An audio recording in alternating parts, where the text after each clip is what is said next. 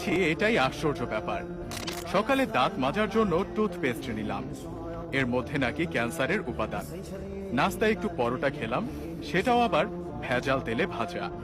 সুন্দর দেখে একটা কলা খেলাম, তাও আবার কার্বাইড দিয়ে পাকানো। চাঙা হওয়ার জন্য এক মগ কফি নিলাম, সেটাই নাকি কফির গুঁড়ো কম, তেঁতুল বীজের গুঁড়ো বেশি।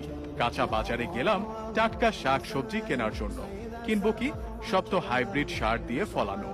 মশলা আর হলুদ গুঁড়ো নিলাম, ওতে আবার লেড আর ক্রোমাইড কেমিক্যাল মেশানো। সয়াবিন তেল দিয়ে রান্না করব, সেই তেলের অর্ধেকই নাকি পাম অয়েল মেশানো।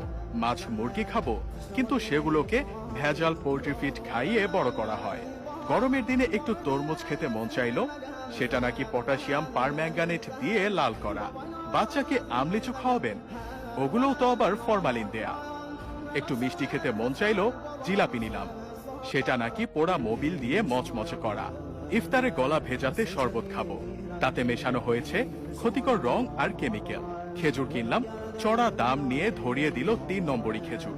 ইফতারে মজা করে মুড়ি মাখানো খাবো, সেই মুড়ি ইউরিয়া দিয়ে ফোলানো।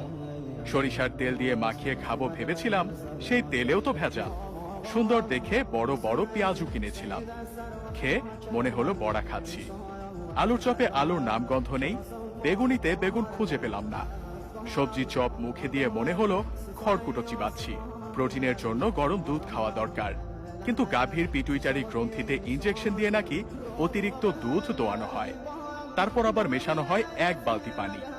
এত ভেজাল খাওয়ার পর 2-1টা ঔষধ না খেলে তো শরীর টিকবে না।